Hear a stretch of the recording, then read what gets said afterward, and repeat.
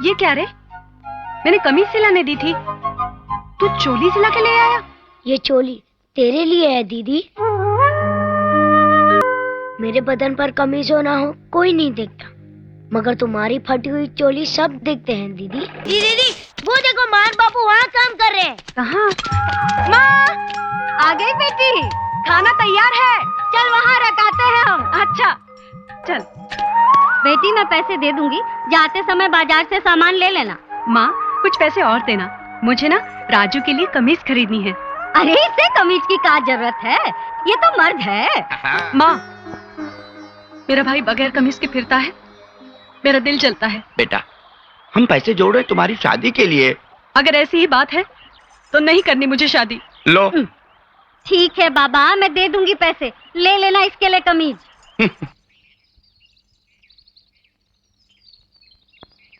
इतनी देर हो गई, राजू अब तक आया कैसे नहीं? लो जी पकड़ो टोकरी। बेटी खाना बना लिया? अरे कहाँ खोई है तू? मैं पूछ रही हूँ खाना तैयार है कि नहीं? माँ तुझे खाने की पड़ी है, राजू कब से दर्जी के पास गया है, अभी तक कमीज लेकर नहीं आया। और जब तक तू उसके बदन पर कमीज देखेगी नहीं, तुझे चैन पड़ेगा नहीं। हाँ। ऐसे भाई की दीवानी बहन तो मैंने आज तक नहीं देखी। नहीं देखी भाई, नहीं देखी। दीदी दीदी क्यों रे, इतनी देर क्यों लगा दी तूने? तुझे पता है मुझे तेरी कितनी फिक्र हो रही थी। चल देखो तो नई कमीज में मेरा भाई दिखता कैसा है। ये क्या रे?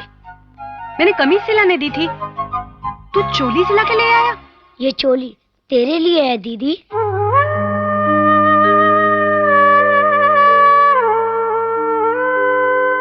मेरे बदन पर कमीज हो ना हो कोई नहीं देखता, मगर तुम्हारी फटी हुई चोली सब देखते हैं दीदी।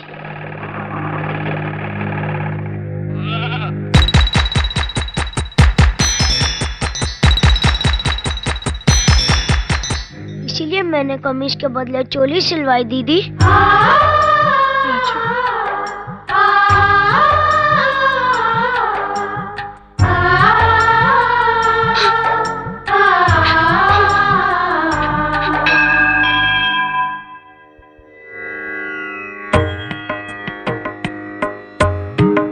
आयुष्मान भव। ठाकुर साहब आपकी जायदाद के उस मुकदमे का क्या हुआ? आज अदालत में उसी का फैसला है। सुना है आपके गांव की देवी बहुत शक्तिशाली हैं, इसलिए हम यहाँ आशीर्वाद लेने आए हैं। पंडित जी क्या कह रहे हैं आप? हाँ बहन जी, कल जब ठाकुर साहब ने आपकी बेटी को मंदिर में देखा, वो समय बहुत शुभ और मंगल था, तभी तो सालों साल कचहरी में चलने वाला मुकदमा ठाकुर साहब जीत गए। बस फिर क्या था, बरसों से नशादी करने वाले ठाकुर साहब ने ये निश्चय कर ही लिया कि विवाह करेंगे तो आपकी सुपुत्री से। उन्हीं का रिश्ता लेकर तो मैं यहाँ आया हूँ। माँ देखो, अरे आ गई बिटिया, तेरे तो भाग ही खुल गए। चंदनपुर के ठाकुर सूरज प्रताप ने तेरे लिए रिश्ता भेजा है।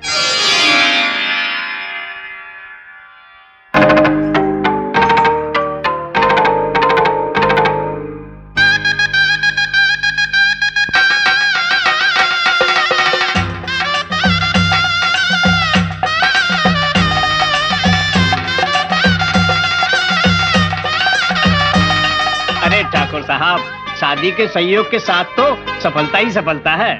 दामाद जी, हम गरीबों से अगर कोई गलती हो गई हो तो भूल समझ कर माफ कर देना। आप कैसी बात कर रहे हैं, आप तो हमारे पिता समान हैं। अरे रामलाल जी, जी विदाई की शुभ घड़ी बीती जा रही है। हाँ? जल्दी कीजिए ना। अभी आया। अरे ये क्या, अपनी बेटी को दहेज में ये सब दे रही है? तो बेटी को खाली हाथ विदा कर दूं क्या? अरे पगली, ये जब टूटा फूटा सामान तो हम गरीबों के नसीब में, उसके नहीं। देखो जी, गरीब माँ के इस तोहफे में वो ममता है जिसकी कीमत सारी दुनिया भी नहीं चुका सकती। चलो ठीक है, पर जल्दी कर। बोलो, तुम्हें तो हर काम में जल्दी लगी रहती। बाहर जाकर मेहमानों का ख्याल करो, मुझे अपना काम करने दो, जाओ।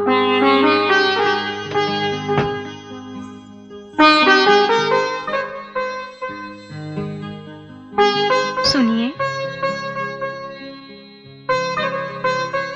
क्या बात है? कुछ कहना है आपसे। हाँ कहो। मेरे माँ बाप का मन तो करता है कि अपनी बेटी के इस लगन में सारा गांव आपके नाम कर दें, मगर उनके पास कुछ भी नहीं है। लेकिन इस घर में एक बहुत ही कीमती चीज है। आप कहें तो मैं उसे अपने साथ ले लूं? अगर तुमको वो चीज इतनी ही पसंद है तो हम क्यों इनकार करेंगे? ले चलो उसे साथ।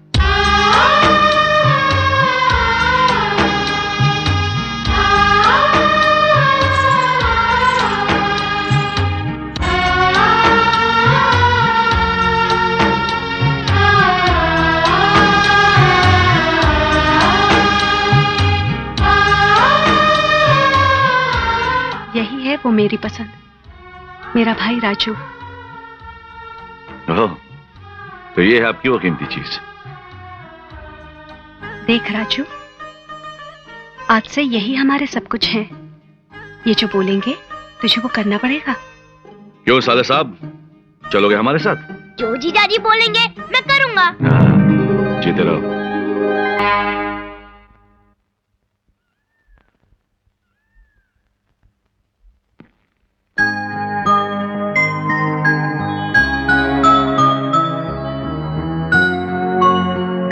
पूजा, ये है हमारी बहन ज्योति।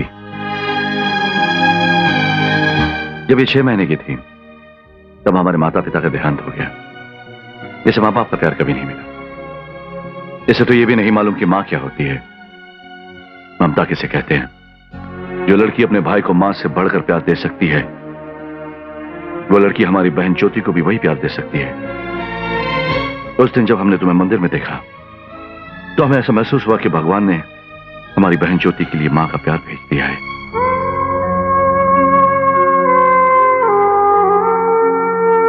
ज्योति, यह है तुम्हारी भाभी। भैया वो कौन है? वो है हमारे साले साहब राजू। अच्छा, तुम मेरे साथ खेलने आए हो?